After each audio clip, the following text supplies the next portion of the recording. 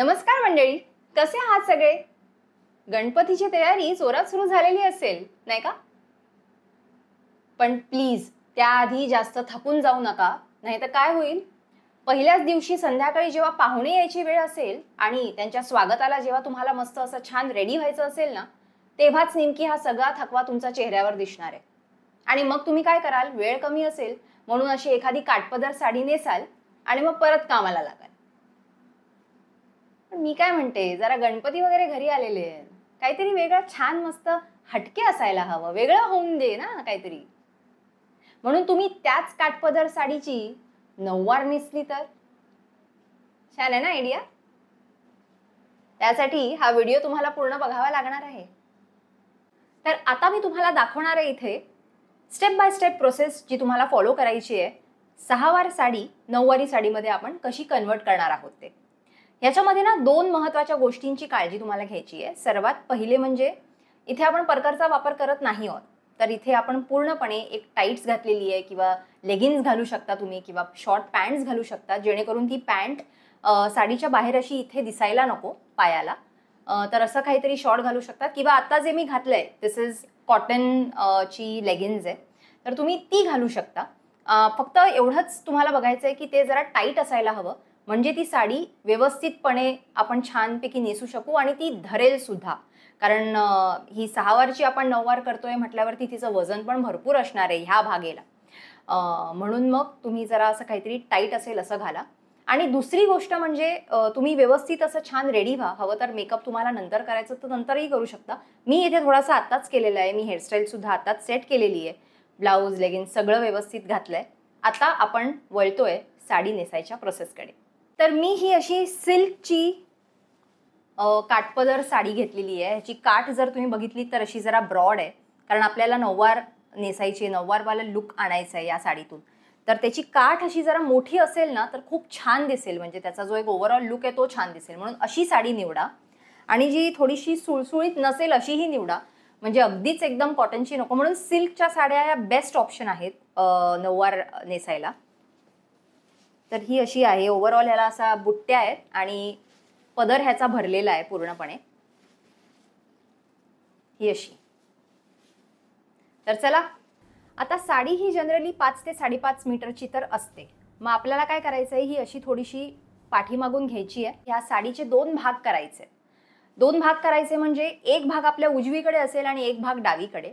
तर तो जो डावीकडचा भाग आहे तो असणारे तुमच्या हातात उरणारे 1 मीटर साडी, असं तुम्हाला अंदाजा घ्यायचा आहे साडीचा. 1 मीटर पर्यंत साडी तुम्ही डाव्या बाजूला घ्या आणि उरलेला जो भाग आहे तो तुमच्या उजव्या बाजूला असायला हवा. आता आपण हे असं का करतोय? कारण की आपल्याला पाठी काष्टा काढायचा आहे. नऊवारीमध्ये पाठी काष्टा असतो. तर हे जे डावी बाजू आहे माझी, ह्याच्या आपण निऱ्या पाडून त्याचा काष्टा काढणार आहोत. आता वळतोय आपल्या दुसऱ्या स्टेपकडे.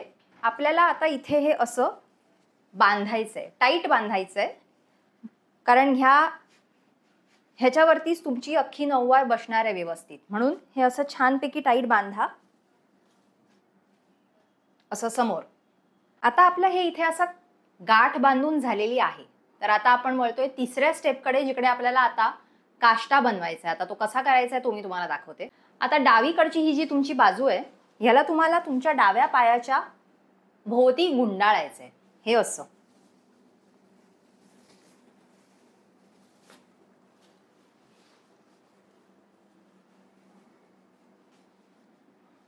तर मग हे पॅन्ट सारखं तुमच्या डाव्या बाजूला हे पॅन्ट सारखं तुम्हाला दिसेल थोडंसं. आणि हे तुमच्या हातात उरणार आहे हा उरलेला भाग साडीचा. हे असं.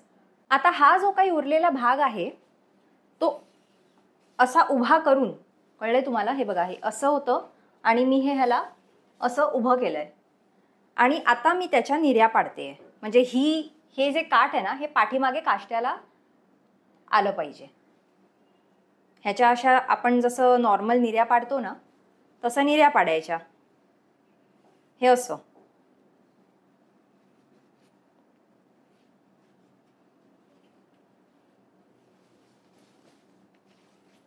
तर ही अशी आपले प्लेट्स छान मस्त रेडी झालेले आहेत.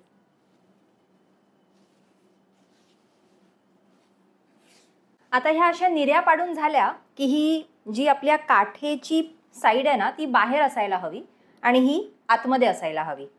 पण त्यासाठी तुम्ही काय करा, एक सेफ्टी पिनने एक पिन मारून टाका, म्हणजे ती सेट होऊन जाईल. तो काष्टा जो आहे तुमचा तो असा हातात असा मस्तपैकी सेट होऊन जाईल. तर मी ह्याला आता पिनच लावते. तर आता माझी ही अशी पिनअप करून झालेली आहे. माझ्या हातामध्ये हा काष्टा आहे आता असा मोठाच्या मोठा. आता ही बाजू आपल्याला सर्वात समोर हवी आहे, म्हणजे इथे पाठीमागे सर्वात पहिले जर काही दिसायला हवं तर ही बाजू. सो म्हणून हे असंच्या असं तुम्ही हे खोचायचं पाठीमागे.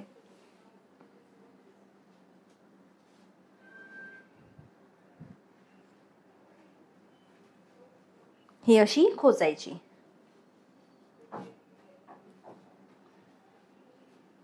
म्हणजे तुमचा काठ हे जे म्हणजे तुमचा हा जो काष्टा आहे तो असा व्यवस्थित छानपैकी सेट होतो इथे. आता आपल्या हातामध्ये उरतेय ही बाकीची सर्व साडीचा भाग हा आपल्या हातात उरतोय, आपल्या उजव्या हातात. बाकी तर आपण आता हिला एका साईडला तर पॅन्ट सारखा आपण हिला सेट करून टाकलेला आहे आणि पाठीमागे हा काष्टा सुद्धा आलेला आहे.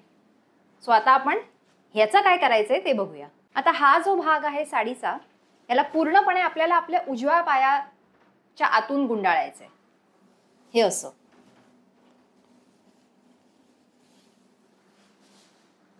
हे पूर्णपणे हे असं काढायचं तुमच्या उजव्या पायाच्या आतून. म्हणजे आपली ही दुसरी पॅन्ट सुद्धा रेडी झालेली आहे नऊवारीची. तुम्ही बघू शकताय छान मस्त त्या दोन्ही बॉर्डर खाली आलेल्या आहेत. काष्टा सुद्धा इथे असा रेडी आहे आणि आता आपल्याला फक्त पदर काढायचा आहे. आता पदर काढताना ही जी उलटी बाजू आहे साडीची आणि ही सुलटी, तर या उलट्या बाजूपासून तुम्हाला सुरुवात करायची आहे. ही अशी म्हणजे तुमचा ऍक्च्युअल पदर आहे ना, जो राईट सेक्शन आहे पदरचा तो आत असायला हवा आणि जी उलट बाजू आहे ती अशी समोर असायला हवी. आणि अशा प्रकारे तुम्हाला ह्या पदरेच्या ज्या निऱ्या आहेत त्या पाडायच्या आहेत. हे अशा. आता हा जो पदर आपण ह्याचा बनवलाय ह्याला मी थोड्याशा 2-3 पिना इथे पिनअप केलेल्या आहेत, कारण की हा पदर हेवी आहे. सिल्कच्या साड्या थोड्या हेवी असतात म्हटल्यावरती त्याचा पदर थोडंसं सेट होणं डिफिकल्ट असतं, थोडंसं कठीण असतं. आणि ते सोपं करण्यासाठी हा एक मस्त हॅक आहे, ही एक मस्त ट्रिक आहे.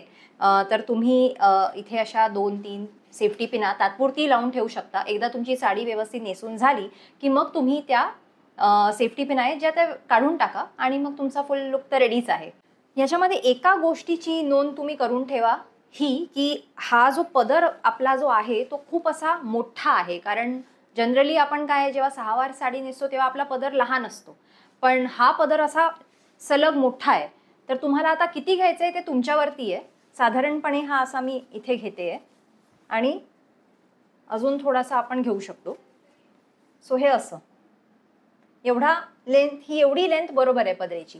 म्हणून आता तुम्ही हे इथे पिनअप करायचं आणि बाकीची साडी सेट करायची. आता मी माझा पदर इथे व्यवस्थित पिनअप करून टाकलेला आहे. तुम्ही बघू शकताय की हे काठ असंच्या असं आलेलं आहे. पाठीमागे हा काष्टा सुद्धा छानपैकी मस्त सेट झालेला आहे. त्याच्या प्लीट्स एकदम मस्त चोख बसलेल्या आहेत. आता हा जो भाग आहे साडीचा हा तुम्हाला इथे असा घेऊन या काष्ट्याच्या पाठीमागे इथे पिनअप करून टाकायचं आहे, म्हणजे हाही लूज राहणार नाही. हा असा इथे.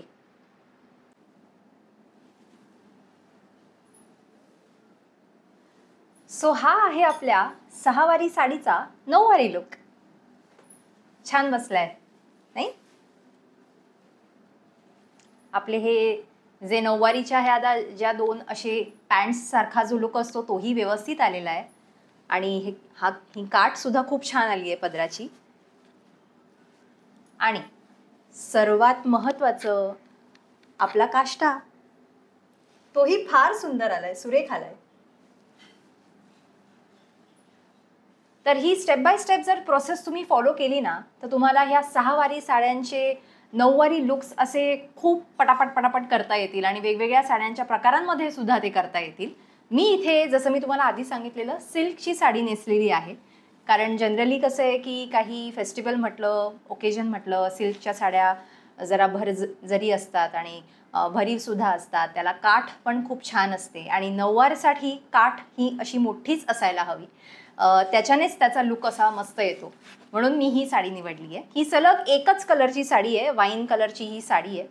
आणि म्हणून मी ह्याच्यावरती सगळी जी ज्वेलरी पण तुम्ही बघितली ना, तर सगळी ही गोल्डन ज्वेलरीच प्रेफर केली आहे.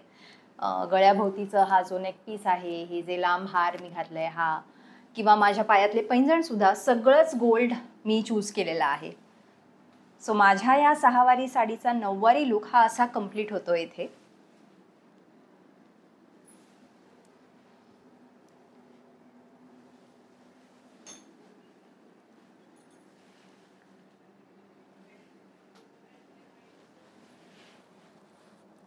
तर गणपतीत 9 वारी साडी नाही नेसायची तर मग कधी नेसायची ती? ते काय लग्न सोहळ्यांची वाट बघत बसायची का? माहिती नाही मग आपली ही इच्छा कधी पूर्ण होत राहील. ते जेव्हा होईल तेव्हा होईल, पण आता गणपती आलेत घरी तर मग मस्त अशी छान 9 वार नेसा, हटके काहीतरी लुक होऊन जाऊ दे. काय पटापट तयारीला लागा. आपण भेटूयात माझ्या पुढच्या व्हिडिओमध्ये. गणपती बाप्पा मोरया.